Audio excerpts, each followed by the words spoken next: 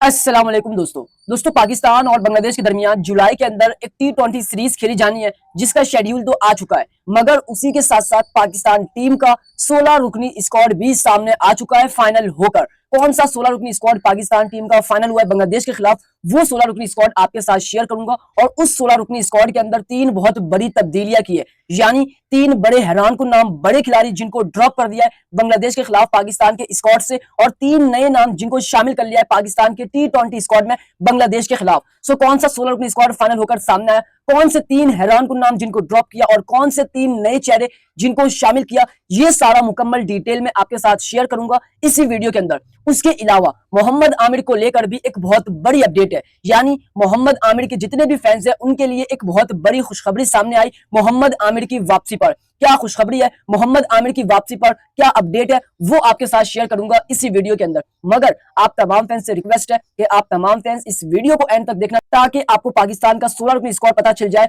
और कौन सी तीन तब्दीलियां हुई है, कौन से तीन बड़े खिलाड़ी जिनको ड्रॉप कर दिया ये मालूम पड़ जाए, और मोहम्मद आमिर की वापसी पर क्या अपडेट है इसके बारे में भी मालूम पड़ सके, इसलिए वीडियो को एंड तक देखना। लेकिन उससे पहले मेरी आप तमाम फैंस से छोटी सी रिक्वेस्ट है कि आप तमाम फैंस इस वीडियो को लाइक और चैनल को सब्सक्राइब लाजमी करें। दोस्तों सबसे पहले मेरा आपके लिए एक सवाल है, और उस सवाल का जवाब आपने हमारे साथ कमेंट बॉक्स में लाजमी शेयर करना है। आपके ख्याल में बांग्लादेश के खिलाफ किन किन नौजवान खिलाड़ियों को मौका देना चाहिए, उन नौजवान खिलाड़ियों के नाम आपने हमारे साथ कमेंट बॉक्स में लाजमी शेयर करने हैं। अब बात करते हैं सबसे पहले पाकिस्तान और बांग्लादेश के दरमियान जो सीरीज खेली जानी है, उसके लिए पाकिस्तान ने अपना T20 स्क्वाड फाइनल कर लिया है और सामने भी आ चुका है। मगर इससे पहले पाकिस्तान और भारत के दरमियान टेस्ट सीरीज की एक बहुत बड़ी डिमांड की गई है, और ये डिमांड इंडिया के साबिक कप्तान और कमेंटर रवि शास्त्री ने की है। रवि शास्त्री क्या कहता है पहले वो आपके साथ शेयर करता हूं। यानी जब इंग्लैंड और भारत के दरमियान पहले टेस्ट का 5वां दिन था, उस वक्त कमेंटर आपस में लड़ पड़े। क्या हुआ वाकया, पहले वो आपके साथ शेयर करता हूं।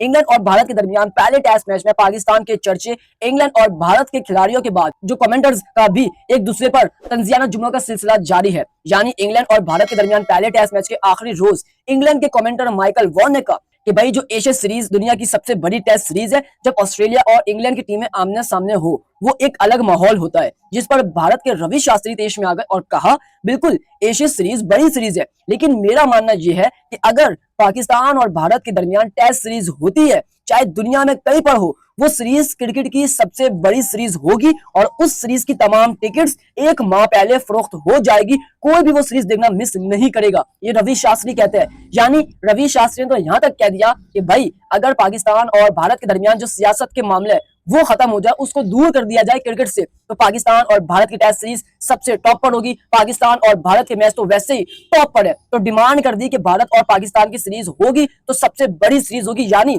रवि शास्त्री चाहता है कि पाकिस्तान और भारत के दरमियान टेस्ट सीरीज रखी जाए। अब आपने बताना इस बारे में कि आप क्या राय रखते हैं, आप क्या सोचते हैं पाकिस्तान और भारत के दरमियान टेस्ट सीरीज के हवाले से। बट बात करते हैं असल टॉपिक की, जिस तरह पाकिस्तान और बांग्लादेश के दरमियान जो T20 का शेड्यूल है वो अनाउंस हो चुका है। आप सबको मालूम है, मैं पिछले 10 दिन से बताता आ रहा हूं कि पाकिस्तान बांग्लादेश के खिलाफ 3 मैच खेलेगा 20, 22 और 24 जुलाई को, और ये ढाका में खेले जाएंगे, और वही शेड्यूल अनाउंस हुआ। ये शेड्यूल इसलिए अनाउंस हुआ क्योंकि एक महीना पिछला गुजर गया, कोई क्रिकेट नहीं हुई पाकिस्तान की, और अब एक महीना और बाकी है, तो शेड्यूल अनाउंस करके जो फैंस है उनको ठंडा किया है बेसिकली, ये मेरा मानना है। लेकिन जो पाकिस्तान का T20 स्क्वाड है बांग्लादेश के खिलाफ 16 रुकनी, वो फाइनल हो चुका है, और उस 16 रुकनी स्क्वाड के अंदर तीन हैरानकुन तब्दीलियां की है, यानी तीन हैरानकुन बड़े खिलाड़ी जिनको ड्रॉप कर दिया है, और तीन नए चेहरे जिनको शामिल कर लिया है बांग्लादेश के खिलाफ पाकिस्तान के T20 स्क्वाड में।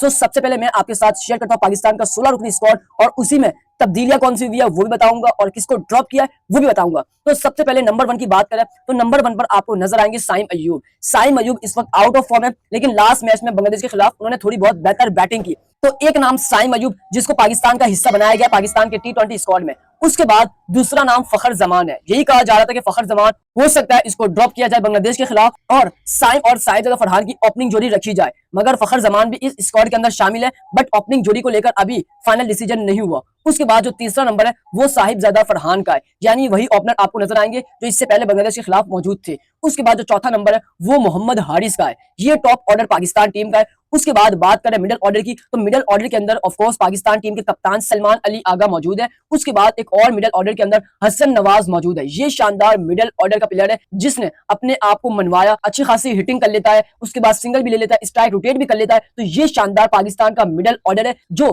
काफी अरसे से पाकिस्तान को प्रॉब्लम आ रही थी। हसन नवाज के आते ही लगभग वो प्रॉब्लम सॉल्व हो चुकी है। तो एक मिडिल ऑर्डर के अंदर हसन नवाज मौजूद है। उसके बाद दो मिडिल ऑर्डर के अंदर और मौजूद है और एक मिडिल ऑर्डर के अंदर से खिलाड़ी को ड्रॉप कर दिया है जिसमें इरफान खान नियाजी भी शामिल है और खुशदिल शाह भी शामिल है। यानी इनको भी पाकिस्तान के T20 स्क्वाड के अंदर शामिल कर लिया है, लेकिन इनमें से जो हुसैन तलत है उसको ड्रॉप कर दिया क्योंकि पाकिस्तान के पास सलमान अली आ गया, हसन नवाज है, खुशदिल शाह है और इरफान खान नियाजी है। तो फिर हुसैन तलत की कहीं पर जगह नहीं बनती, उनकी जगह एक बॉलर को शामिल किया, सो हुसैन तलत को ड्रॉप कर दिया। उसके बाद बात करें ऑलराउंडर की, तो ऑलराउंडर के अंदर शादाब खान मौजूद है और फहीम अशरफ मौजूद है।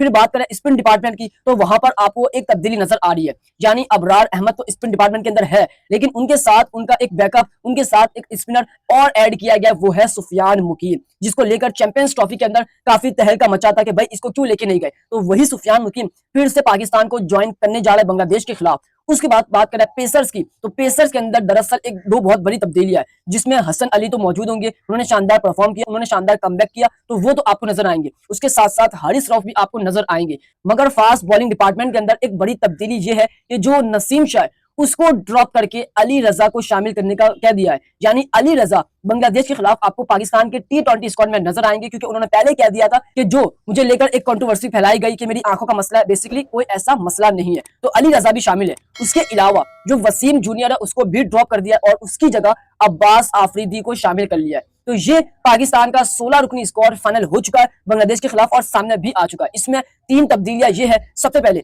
इसमें तीन हैरानकुन बड़े खिलाड़ी ये है जिनको ड्रॉप किया है। एक उसमें हुसैन तलत है, एक नसीम शाह और एक वसीम जूनियर। उसके अलावा जो तीन तब्दीलियां हुई है यानी तीन नए चेहरे शामिल हुए हैं, वो सुफियान मुकीम है, एक अली रजा है और एक अब्बास आफरीदी है। अब आपने बताना है कि इस 16 रुकनी स्क्वाड के अंदर और क्या तब्दीली होनी चाहिए, किसको मौका देना चाहिए, ये आपने बताना है और आप अपना 16 रुकनी स्क्वाड लाजमी हमारे साथ शेयर करें। अब बात करते हैं उसके बाद मोहम्मद आमिर को लेकर एक बहुत बड़ी अपडेट है। मोहम्मद आमिर की वापसी पर एक बड़ी अपडेट है और फैंस के लिए बड़ी खुशखबरी है। जैसा कि आप सबको मालूम होगा, मोहम्मद आमिर एक शानदार पाकिस्तान का बॉलर है, बड़े मैच का बॉलर है, लेकिन मोहम्मद आमिर ने 2 बार बड़े मैच के अंदर खराब बॉलिंग करवाई जिसको लेकर लोग बातें करते हैं। मगर अभी भी मोहम्मद आमिर की वैल्यू है और ये वैल्यू हमें CPL के अंदर नजर आई। बेसिकली पाकिस्तान और भारत के दरमियान वॉर का सिस्टम जो है वो जारी था, लेकिन उसके बावजूद जो CPL के फ्रेंचाइज शाहरुख खान है उन्होंने मोहम्मद आमिर को अपनी टीम के अंदर जो है वो शामिल कर लिया। ये बहुत बड़ी ब्रेकिंग न्यूज है। यानी आप देखें IPL के अंदर सिर्फ शाहरुख खान की टीम नहीं है बल्कि वो ऑल लीग के अंदर फ्रेंचाइज है, इसलिए शाहरुख खान ने अपनी टीम के अंदर मोहम्मद आमिर और उस्मान तारिक को शामिल कर लिया है। तो मोहम्मद आमिर की CPL के अंदर एक बार फिर से वापसी हो चुकी है, धमाकेदार वापसी हुई है और जितने भी हेटर्स थे वो काफी नाराज है क्योंकि वो यही कह रहे थे कि भाई मोहम्मद आमिर बड़े मैच का बॉलर है, तो PSL के अंदर उसकी पुअर बॉलिंग, उसके बाद USA के खिलाफ पुअर बॉलिंग, तो उसके बावजूद ये कैसे कोई लीग के अंदर खेल सकता है, इसको कौन ले सकता है। लेकिन मोहम्मद आमिर बड़े मैच का बॉलर है, ये सब जानते हैं। मोहम्मद आमिर एक बड़ा बॉलर है और उसको शाहरुख खान की टीम ने पिक कर लिया है। यानी मोहम्मद आमिर की एक बार फिर से वापसी हो चुकी है CPL के अंदर और वो भी शाहरुख खान की टीम में जो भारत से ताल्लुक रखता है। तो ये बहुत बड़ी खबर थी फैंस के लिए, स्पेशली जो मोहम्मद आमिर के फैंस है, क्योंकि यही कहा जा रहा था कि मोहम्मद आमिर अब कोई लीग नहीं खेलेंगे। बट मोहम्मद आमिर के फैंस के लिए खुशखबरी ये है कि मोहम्मद आमिर को CPL के अंदर पिक कर लिया और वो भी शाहरुख खान बड़ी टीम ने मोहम्मद आमिर को अपनी टीम में रख लिया है। तो ये बहुत बड़ी ब्रेकिंग न्यूज है, यानी मोहम्मद आमिर की धमाकेदार वापसी हो चुकी है CPL के अंदर। सो दोस्तों, जितने भी मोहम्मद आमिर के फैंस हैं वो कमेंट बॉक्स में मोहम्मद आमिर को लेकर एक जुमला लाजमी शेयर करें और मोहम्मद आमिर को क्या पाकिस्तान टीम में कमबैक करना चाहिए या नहीं, अपनी रिटायरमेंट वापस लेनी चाहिए या नहीं, इस पर आप लाजमी राय दें। जाते जाते सब्सक्राइब करें, इस वीडियो को लाइक करें, प्यारे से कमेंट करें। उम्मीद करता हूं कि आपको मेरा आज का व्लॉग काफी पसंद आया होगा।